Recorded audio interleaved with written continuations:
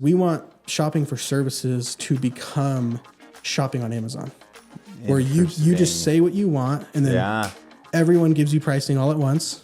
Yes. And then that's it. And sent.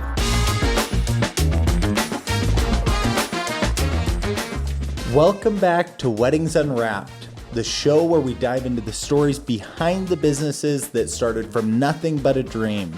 I'm Daniel Driggs, the owner of the Northampton House and Crisp Catering, and I'm your host on this awesome podcast.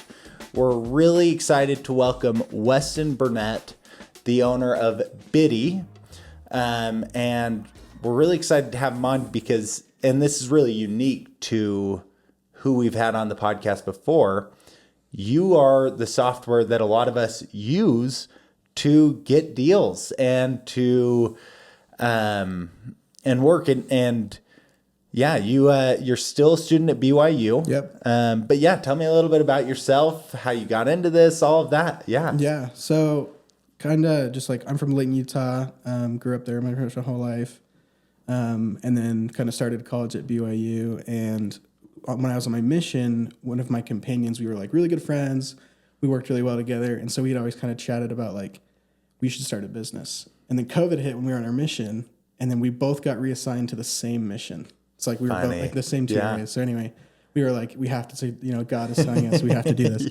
So anyway, we kind of like talked about it, kind of fizzled out. And then, we were kind of like busy with like dating and school and everything. And so later on, he just texted me out of nowhere and was like, hey, like, do you know what Sandbox is? And I was like you play in a sandbox? Or like, what are you talking about? And he's like, no, it's like a program. He like sent me the link and I was looking it over. And I knew the next question was like, hey, we need to do this. Yeah. So if you don't know what Sandbox is, it's basically just like a program that's kind of new around here in Utah where you take a year off of like your normal studies. Okay. But you're working towards building a business. And so you basically take 2 semesters off, but your 2 semesters are dedicated to building a tech company. Interesting. And so he's an information systems major, so he's kind of like the coder, and I was like the business guy, finance major. And so we were like, let's do this, So that was last summer, and we were like playing with some different ideas. Things were kind of not really working out. And then my wife's from Peru, she's from Lima. Cool. And so we went down there to go visit her family, and there's this app down there called InDrive. I don't know if you've heard of it before. No. It's kind of like Uber. But the difference is that you don't have to like Uber doesn't pick someone for you. You just like say like, hey, like I need to go from here to here. And then people in your area will like bid on you. Interesting. And so it's way cheaper. It's like way cheaper. Everyone uses it. It's like the way to go. And so we were like, this is a really good idea. We should try this, but somewhere else. So my wife was like, well, why don't you do like photography? And I was like, so anyway, we started like playing with the idea. And like the name took us like 5 seconds. We were like bid with an I, Biddy, like done. Okay, there's the name. And then we started to kind of like explore like what Biddy could be used for. And we were initially thinking it was going to be for like general contracting, like construction. Yeah. Because like that process is awful. Like if you've ever tried to redo your basement or like anything, it's just like so much work. And so we were kind of exploring that. We like actually helped a few people. Helped one guy with stucco, helped another guy like put in stuff in his basement. Funny. But the problem that we ran into is that people want to like the contractors themselves, they have to eat, lick, sniff, bite, smell everything in your house before they're willing to give pricing. Yes. Right. And so we're like, okay, this isn't going to work. And so at that point, we already had like, I want to say 50 photographers on the platform. Yeah. And a lot of people were using Biddy for like wedding photography.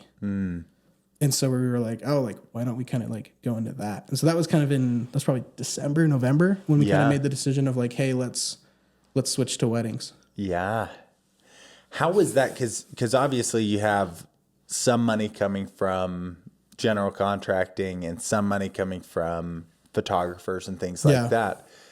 It's almost like chopping off a limb when you just cut half your business or the whole business. It didn't feel like that. Didn't really feel like that. Okay. We'd only helped like 2 or 3 people. Oh, so you're like, no, photographers are like the way at that point, we actually had more photographers. And the problem with the contractors is like, we were like, it was more manual. Like I had to go in and like text people back and forth and do all this stuff. Interesting. And it was just kind of a hassle. So we just said like, you know what, let's just not do that. Let's move over here. Let's just do the photography. Photography, it's like who's going to bid the best, who's going to give you the best deal. Yeah. And like the other thing too is like we want to work with service businesses, but one of the problems that you run into is like, we need productized services. So it's like photography, like, every photographer is unique. They're all going to have their own spin, but at the end of the day, they're taking pictures. Yeah. And that's not really going to change versus like, I need to get my toilet fixed versus I need my electrical done. Like those are such different things. Different worlds. Exactly. Yeah, that makes a lot of sense.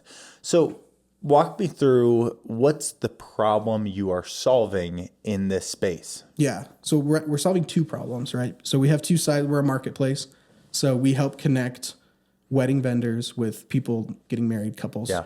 And so there's kind of one problem per side. So on the couple side, we experienced this personally. Like when I got married, me and my wife pretty much planned everything ourselves. We made all the food. We were trying to save a buck. Like most people in Utah. Like most people in Utah, yeah. Yeah. Like mommy and daddy didn't have, tons of money to throw at us. Yeah, so it doesn't help when we're all 20 years old getting married. If you're 40 with full-time jobs, it might be a little different, and like 10 years to plan or whatever. Yeah. So a little different here. So we were like, okay, like, we're going to do this as scrappy as possible. And man, it was a lot of work. Like, and I mean, from a groom's perspective, I mean, how much are you really doing? Yeah. You're not doing a ton. Yeah. And it's still a lot of, it's exhausting. You still feel it. Yeah. You feel my wife did 99% of it. And I'm still exhausted. Yeah. Buying that suit was really difficult, showing up on time. Yes. And so. Reining in the groomsmen. Yes. Yeah. All two of them. And so, we were like, this is just a lot. And my wife, she was just like, we had a photographer. I feel like we overpaid. She fainted during our wedding. Wait, your photographer did? Oh, no. It was like really hot. It was like, this was like end of July. Yeah. And so she fainted because she was like having heat stroke. Like, I feel bad for her. Like, I'm sorry that happened. Yes. But it's like, come on, I do need pictures. So my aunt came in and like helped, and we had another friend that came in and took pictures. So they came in and helped us. But it's just like, man, this is like such a process. Yeah. And so that's kind of the problem we're solving on that side. So one of the problems with, planning a wedding is vendors for the most part, don't give out pricing, and they shouldn't, because every wedding is so unique and so different. If they give you a price, they might come back later and say, hey, it's actually going to be a little bit more. Much. Yeah. And like, I'm not blaming them for that. Like that's the nature of the beast, but it's like, can we make that better? And so what we do is, you go on Biddy. It's like if I'm getting married, I go on Biddy and I said, hey, I'll fill out a form that's just saying like, I need a photographer. I'm getting married, end of September. This is my budget. You can upload pictures. You can throw your Pinterest link in there. We ask some like logistical questions. How many people are going to be there? How many hours? What parts of the wedding do you want? And every request form is specific to the category. So we've been working with our vendors to try and make sure that works out. And so then from there, we send that out, and then we have our network. We have over 300 vendors on the platform in Utah. And so we'll send that out to them, and then they'll kind of just submit bids. And a bid, and what we're doing is basically the price. It's like a little description of like, hey, here's the breakdown of like what things are doing. And that's really it. Interesting. Yeah. So they just kind of can see a few bullet points of everything, a couple pictures maybe, and we price. have profiles. Yep. So they click on their profile, look at their work. Yep. Interesting. So walk me through. I was going to ask about specific vendors. So you have catering. So I own a catering company and I own a wedding venue. Yep. Wedding venue, pretty easy. I need 2 pictures. You see the venue. Yep. I can send you a bid for the pricing, and it makes sense. And you know what I have. It's pretty easy. Venues are pretty simple. The catering side is, well, we just got rid of a couple menu items, but we used to have 30 menu items. Yep.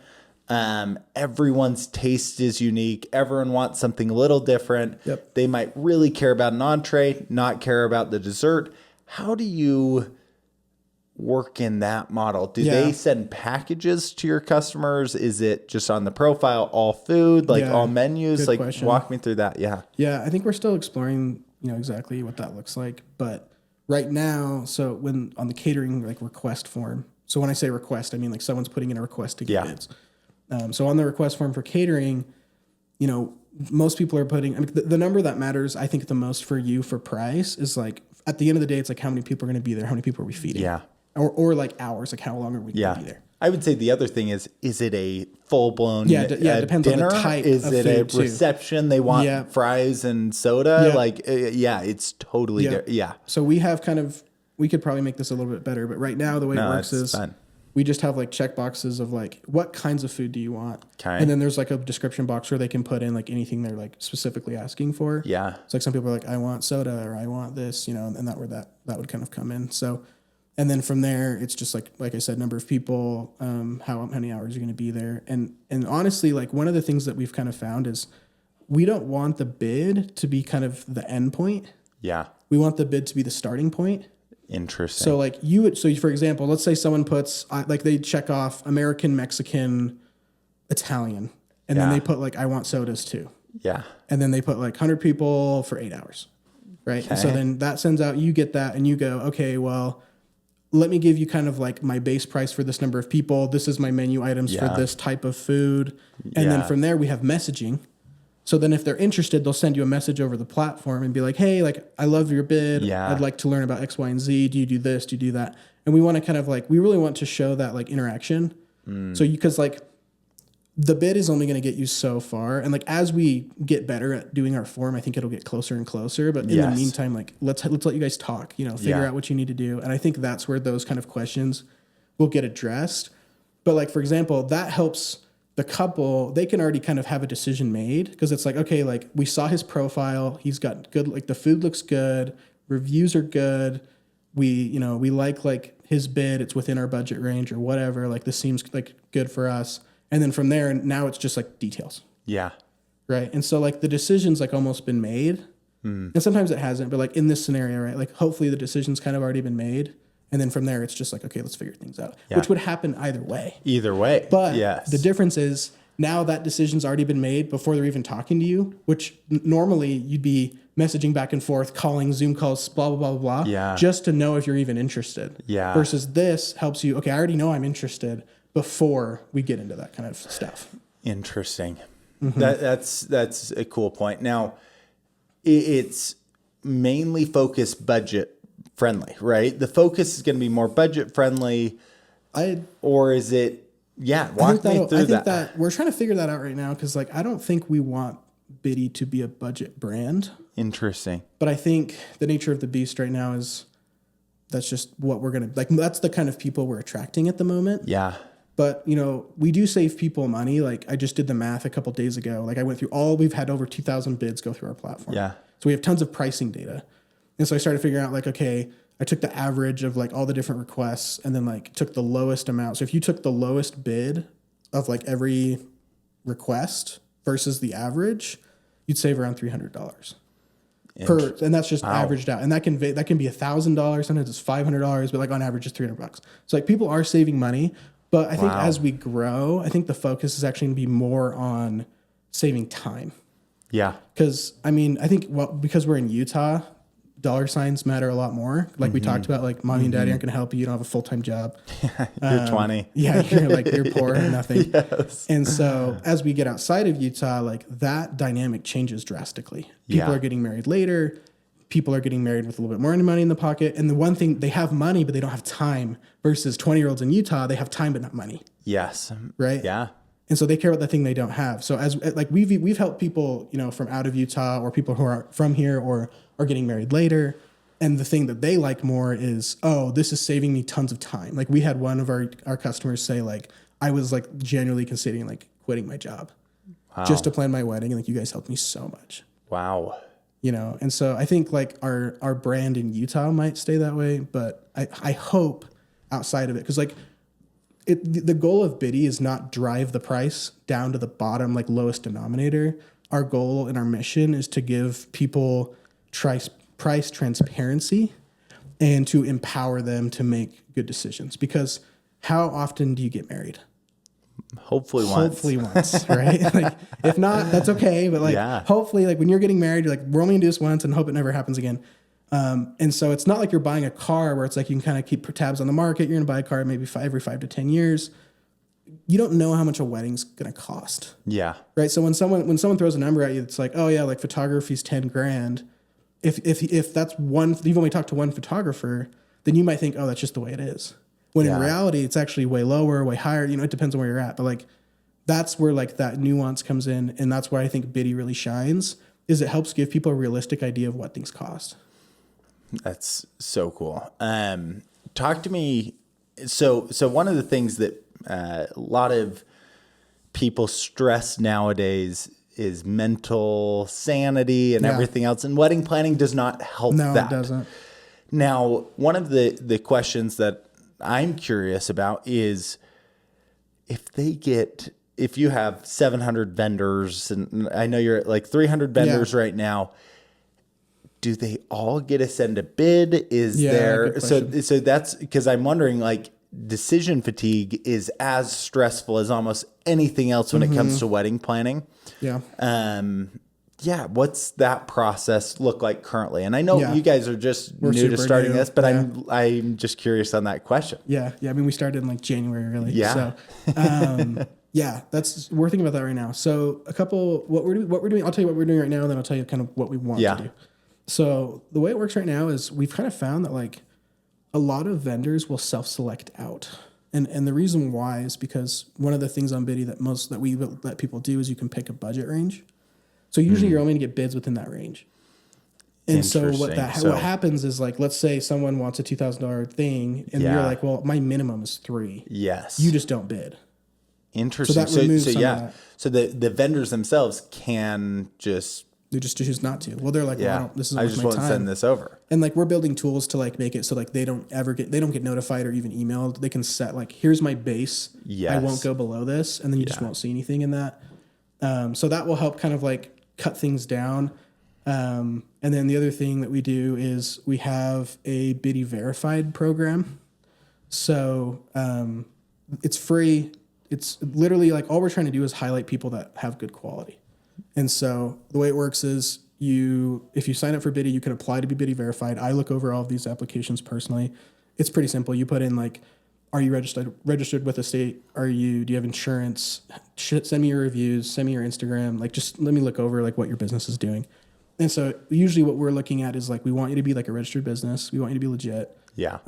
If in certain categories we require insurance, so catering. Hopefully. I was going to say catering is too dangerous. You're feeding 300 people. Yeah, there's a lot of liability. Yes. Like with photography, I think we're a little bit more lenient. It definitely helps your case. Yes. Because it's like, what can you really do? Like, what can you break with photography? It stresses me out. They can break my venue is what they can do. And that stresses me out, or break themselves at my venue. Like fall off the ladder. Yeah. So like insurance is a big thing. Stress me out. And then what's the other thing we look at? Yeah, and just reviews and like kind of like their portfolio. Like, do they have any sort of pass? We ask how long have they been in business? It's just like, are you legit? But not $8 a month, which is better. It's free. Yeah, completely free. Instead of Twitter. I do reject. I'll like message people and be like, are you registered? And they're like, no. I'm like, okay, sorry. Like, we can't. We're done. Yeah. Like you can still be on the platform. You're just going to be below everyone else. And so that can kind of help you like understand quality. We're working on reviews. Right now I have to do it all manually. I'm pulling reviews manually, but we're working on integrating with Google to just pull in all your Google reviews into Biddy. So, that's kind of like helps with the decision fatigue. I would love that. I would love if all Google reviews just popped up. You can do it. That's great. Yeah, you can do it. Like, I know it's possible. I just haven't had the time to look into it. So, and then looking forward, it's like, that's kind of like, I mean, the reviews isn't done yet, but like that's what we're doing now. And then looking forward, we want to build an algorithm that would basically kind of just be like, hey, like we think these 3 or this one are going to be really good for you. And that will kind of help you like have a decision. And then if you want to look at the other ones, great. Like we want to give people as much information as possible, but if we want to help with that decision fatigue, like, hey, here's some good ones that we think are good. These are people we've worked with in the past. Cool. These are people that have like had people on Biddy use them and like they've had good experience, etc. That's cool. Yeah. Now since talking to you, one of the coolest things is you are very vendor, like every vendor, it's an easy sell. That's kind of what we were even saying before. It's no, it feels like there is zero downside as a vendor. You get a deal, you get a bid, you get everything. Yeah. My question is, how do you, and from the customer side, they get a good deal, they save time, they save energy. My question is, what are you doing to bring more people to your site? Yes, you've just been going since January. Yep. What are some of the things that you prioritize as a solely online business? Yeah, good question. I think before we get to that, I just want to like get to like kind of the vent. So we're selling to two different people, right? So we're selling to couples and we're selling to vendors. Yes. And we're very like specific about who, like how we market to them. Yes. So with vendors, kind of what you were touching on, I forgot to like talk about this because we talked about like the first problem that we're solving. We never got to the second problem of what Biddy does. So the second problem is that on the vendor side, there are platforms that exist and ways for you to grow your business. So, you know, there's the Knot, Zola, Wedding Wire, Thumbtack, you know, Bark, stuff, all those platforms. Yes. And what we saw is that they are all fundamentally flawed. And the reason why is because their incentive structure, the way that they get paid, is not aligned with you as a business. Yeah.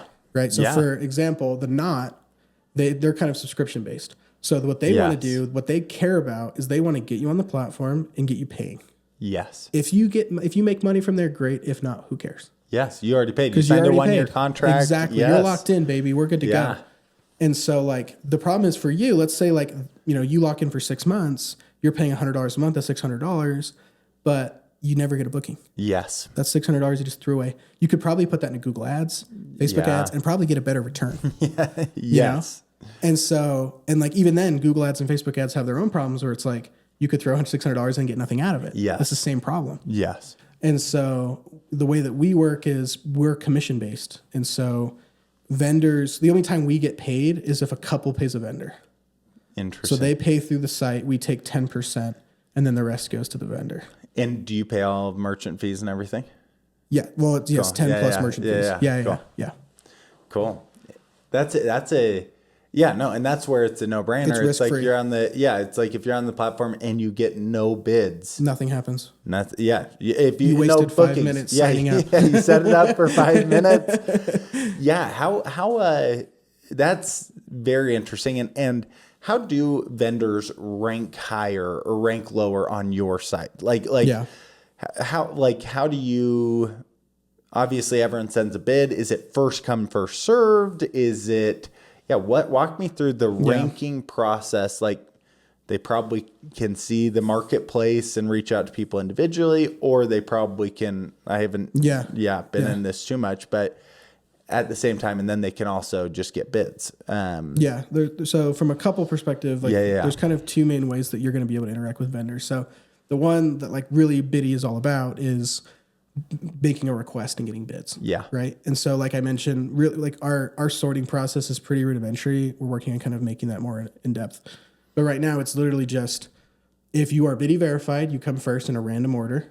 Cool. And then if you are not Biddy verified, you come after that in a random order. Yeah. And then once we get reviews going, we'll probably sort by reviews, and we'll give the user like toggles.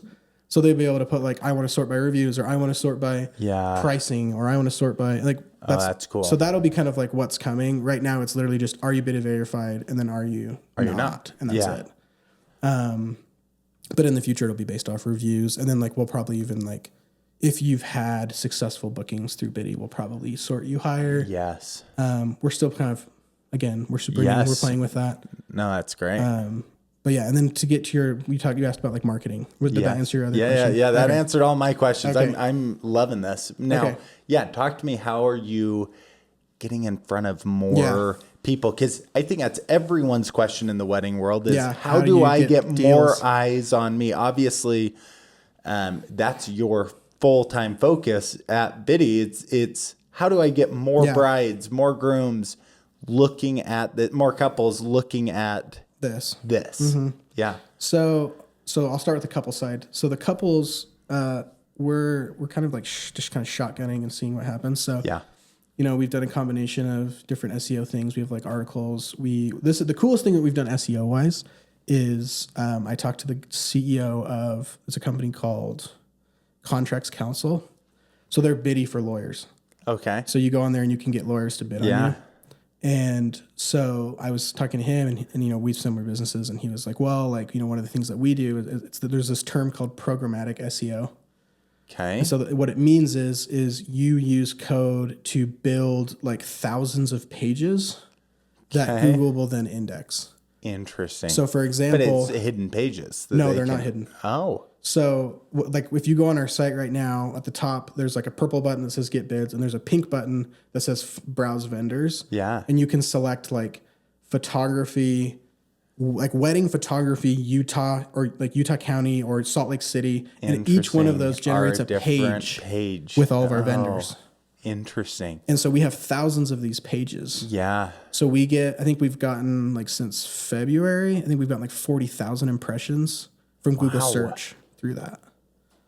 Because not everyone each clicks page, on them. Yeah, no, but that's totally fine. You're trying to answer a question. That's how SEO works. Is people ask a question, whether they search just a single word, they're really asking a question. If they search the word Utah photographer, or diapers, they're asking where to buy can I get diapers. diapers? What is a diaper? What's the English way to say diaper?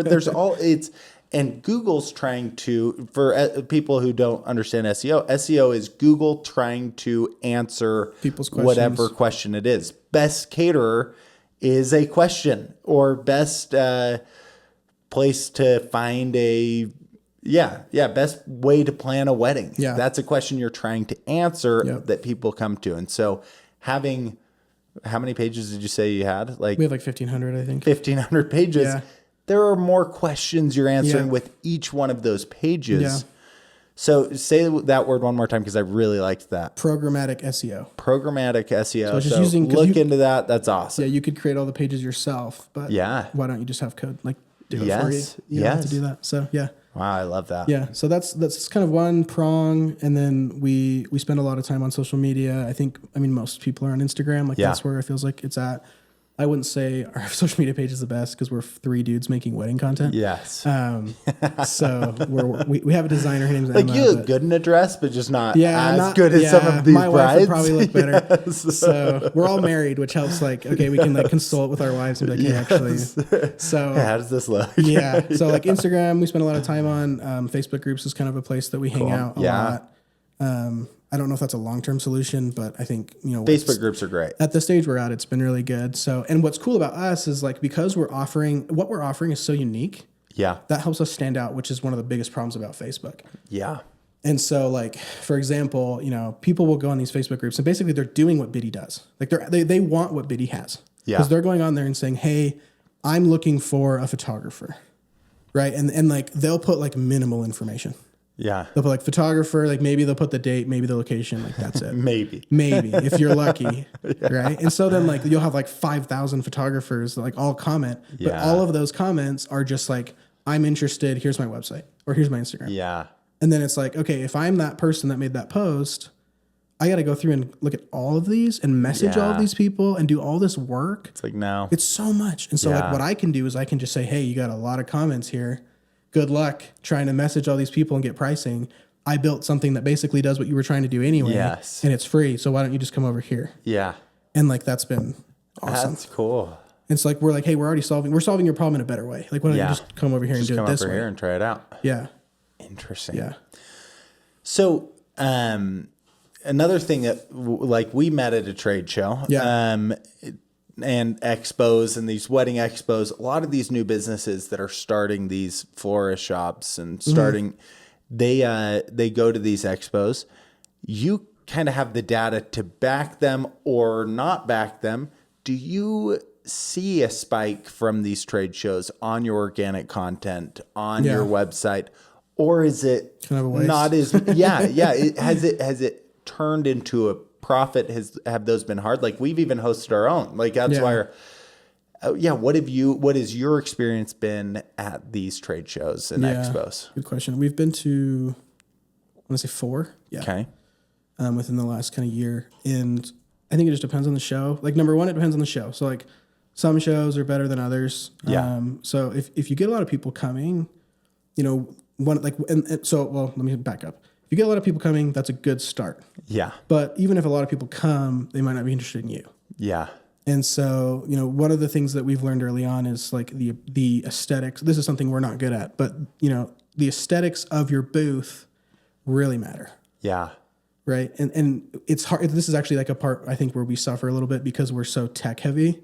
Like we just want to throw screens at you because like that's what we're selling is like software. Like, hey, like there's a website. Come check this out. Yes. And, our website looks good, but I just think like versus, a florist that can make this beautiful booth is going to be a lot more attractive to people. You know, if like, for example, at your trade show, there was a lady next to us, I forget her name, but she had like a beautiful booth. Yeah. And like, there was a line at her booth. And our booth was like, there were people kind of coming by, but it wasn't like that. And I was like, man, like we need to like do this. Yeah. So I think like your aesthetics of your booth, if there's a lot of people, and then like, I think for us, it's like, you need to give people a reason to give you a shot. Right. Because I mean, I'm sure you've seen like, people just kind of like, they kind of like walk, they see you, they're okay, and they kind of walk away. Yeah. If they're like if it's not like super amazing, like from the get go.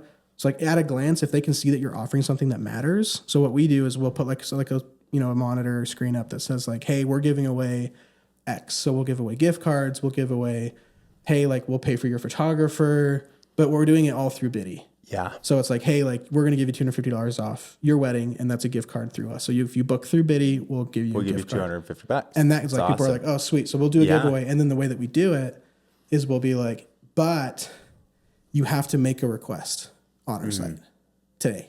Yeah. So you have like from now until midnight, if you make a request, you're part of the giveaway. Yeah. So it's like, use our platform. Yes. And then that's when like we'll put you in for the giveaway. And so like that, when we started doing that on like the third expo we went to, and that was like night and day. Super like skyrocket. People started coming, using our site. Cause like at the other ones, like we still have people use it, but it was kind of like this drag where it's like, okay, we do an expo, and then like the next couple of weeks, you kind of see like an uptick. But it wasn't like that spike that we saw where we're like, okay, like we're giving people a reason to use it now. Today. Like, you need to create like some kind of urgency. They're already coming to this venue. They're already in wedding mode. One of my favorite sentences I say in sales and everything with our teams is, objects in motion stay in motion. Yeah. Objects at rest stay in rest. When someone is in the wedding mindset, we need to respond to them in 2 seconds. Yeah. We need to be on top. On top of it, because they're thinking about wedding planning. If they get a text from someone else and jump out of the wedding world, it's hard to get them back into it and to move that, to continue to move them back into that wedding mindset, the imagination, because it takes a lot of energy and creativity and imagination to create a wedding. Yeah. And so you need people to be in that mindset, in that mode. So I love that. By 12 o'clock tonight, just jump on the site and we'll give you $250. We'll throw you in for a giveaway. Yeah, that's cool. Okay, so some platforms prioritize aesthetics and impressions first. Yours seems to like prioritize reality. Has that been a tough sell? Oh, I see what you're saying. Yeah. That's something we've been kind of talking about. Like, we want Biddy because we're very different. We're very unique. Yeah. And we're 3 dudes making a wedding company. Like, there's a lot of things that are just unconventional about what we're doing. Yeah. And so I think which guys running wedding businesses, I mean, it's crazy. Yeah. Yeah. I'm kidding. No, it's fun. But it's definitely not normal. Yes. You know, like the guys that do it are awesome, but like, I think there's definitely less of us. Yes. And so it's like, okay, like we have to connect with brides for the most part, and like and their moms and like mother-in-law. And how do we do that in a way that is memorable? So we could try to go down the aesthetics route, but we don't really, on a fundamental level, I do not understand wedding aesthetics. Right? You're like, why flowers? But, I understand, like, it looks pretty, but if I tried to create that, I can't create it. I can enjoy it, but I can't create it. And that's why we have our vendors, right? Like they do the magic, they do the work that actually matters. And so how do we stand out? I think we stand out just with like, hey, like we are no nonsense. We're straight to the point. Like, we're not going to butter you up. We're just going to tell you like, hey, like if you want to like get this done, I can help you get it done. Yeah. Right. And I think that's how we just show that we're unique. Yeah. Like, we're like, cut the fluff, cut the crap. Like, we're here to just help you like figure out what you need. And that goes for the vendors too. Yeah. Hey, we're just going to help you grow your business. Yeah. Right. If we can't get you paid, guess what? We don't get paid either. Yes. So we out of everything in the world, we want you to get paid. Yes. Because we don't. And for a lot. Yeah. as much as possible. Please. As much as humanly possible. Yes. And it's like, for both sides, it's like, we're just trying to be straight to the point. And like, we use humor a lot. We kind of like, we post a lot of like memes. Like, that's something we understand. It's like, hey, let's post about memes. It's like, we do like wedding memes. Like, one of our best posts was like, is like Pirates of the Caribbean. And it's like, why are you doing a wedding startup in Utah? And then like the response is like 19-year-old girls in Utah. And then it has like Pirates of the Caribbean. And it's like, there's like the I've only seen like one movie, but like the girl and the main character girl. Yeah. She's like, I just desperately want to get married. It's like, it's super funny. So like, that was like our best performer. Yeah. And so I think we just focus on like being funny, being straight to the point. And I think we're different that way and people feel it. I don't know if that works for everybody because it's like, we already have a unique product. We might as well be unique in our branding as well. Yeah. Do you ever feel like, obviously you're competing with the Knot, the Wedding Wire, all of those companies, even though those are the same, but yes. Do you ever feel like you're also fighting Pinterest and Instagram and like, do you feel like you have everything that any bride could ever want? Like I'm looking at these cannoli stand things. If you've seen those on your For You page, those are fun. No. But I'm like, if someone reaches out to me, I'm like, I just can't do that. I don't have the tools. Do you ever feel like, I just don't have everything yet on our site?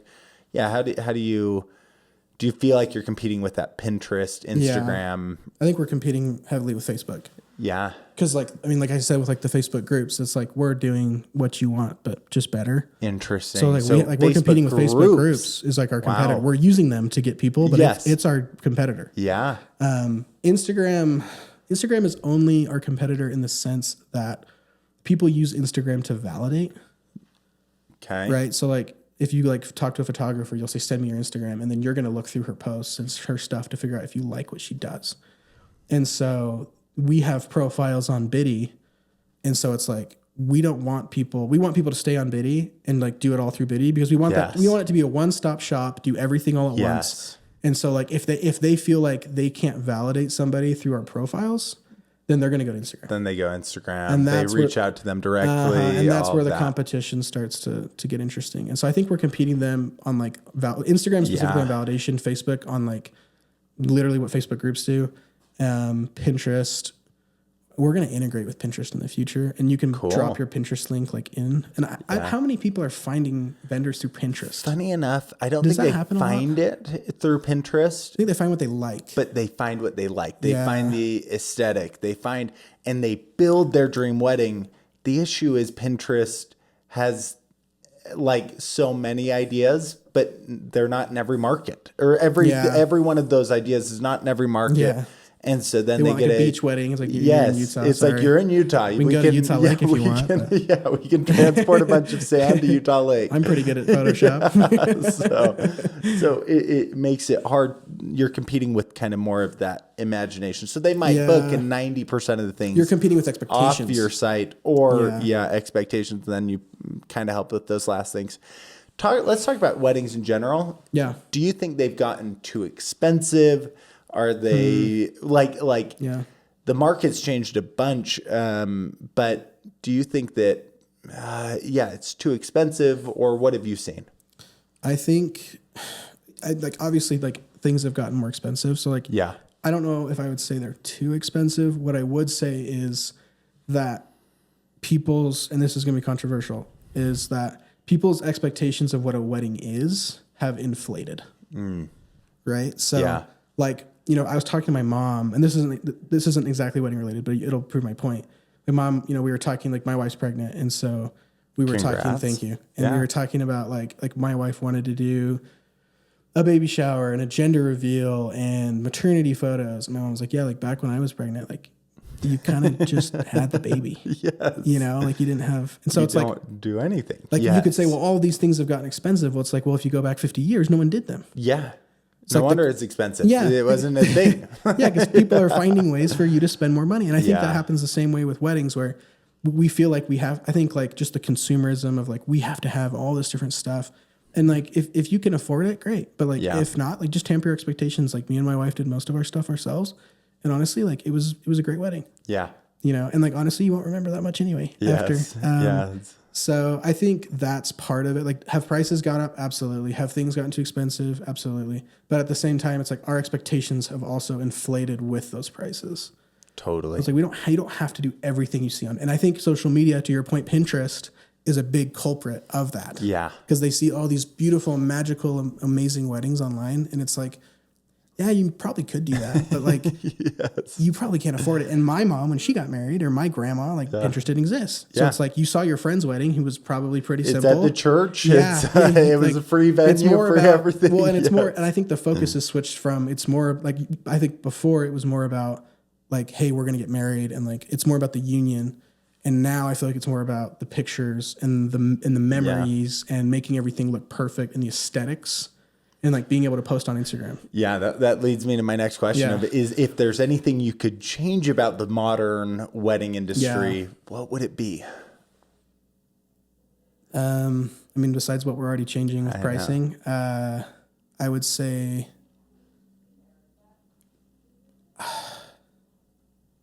I would probably say like people just don't enjoy it. Like they used, like, I mean, like they used to. I'm 20 years old. Yeah, no, back in my day. Back in my day. Back when I was 15, 10. Yeah, but like, I mean, like my wife's from Peru, and so like I get some like kind of multicultural stuff. Yeah. And, you know, in Peru, the weddings in the church, it's simple. It's a lot of dancing. It's a lot of celebration. And like, it seems like everyone has a good time.